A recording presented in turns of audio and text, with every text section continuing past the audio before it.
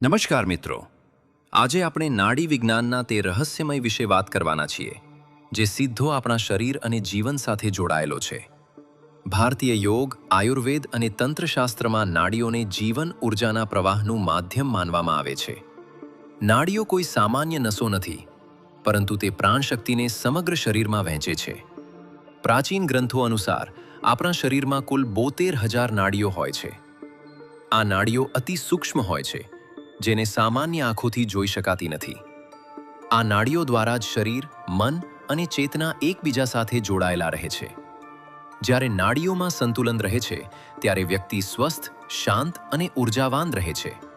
અને જ્યારે અસંતુલન થાય છે, ત્યારે રોગ, તણાવ અને માનસિક અશાંતિ ઉત્પન્ન થાય છે.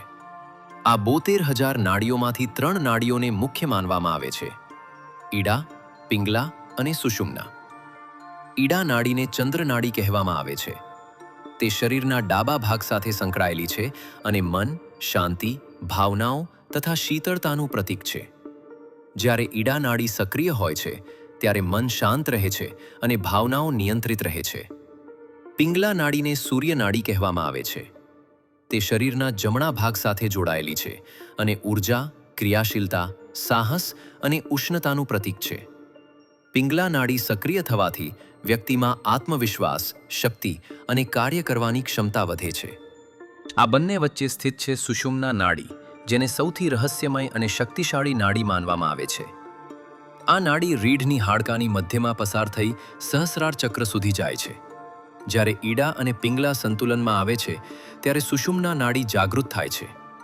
યોગ અને ધ્યાનનો અંતિમ હેતુ આ નાડીને સક્રિય કરવો માનવામાં આવે છે. નાડી વિજ્ઞાનનું સૌથી મોટું રહસ્ય એ છે કે માનવ જીવનની ચેતના અને આધ્યાત્મિક ઉન્નતિ નાડીઓ પર આધારિત છે. એવું કહેવાય છે કે કુંડલીની શક્તિ સુષુમ્ના નાડી દ્વારા ઉપર ઉઠે છે અને વ્યક્તિને આત્મબોધ તરફ લઈ જાય છે. આજના સમયમાં યોગ, પ્રાણાયામ અને ધ્યાન દ્વારા નાડીઓને શુદ્ધ અને સંતુલિત કરી શકાય છે. અનુલોમ વિલોમ, ભ્રામરી અને ધ્યાન જેવી ક્રિયાઓ નાડી તંત્રને મજબૂત બનાવે છે. અંતમાં એટલું જ કહી શકાય કે નાડી વિજ્ઞાન માત્ર શરીરનું જ નહીં, પરંતુ આત્મા અને બ્રહ્માંડ સાથે જોડાવાનું વિજ્ઞાન છે. તેને સમજવું આપણા જીવનને સંતુલિત અને ઉર્જાવાન બનાવવા તરફનું એક મહત્વપૂર્ણ પગલું છે. હવે આગલા વિડીયોમાં આપણે વિસ્તારથી આ ત્રણેય નાડીના વિજ્ઞાન વિશે વિસ્તારથી જાણીશું. આ વિડીયો જો તમને ગમ્યો હોય તો લાઈક કરો અને ચેનલને સબસ્ક્રાઇબ કરો. ધન્યવાદ.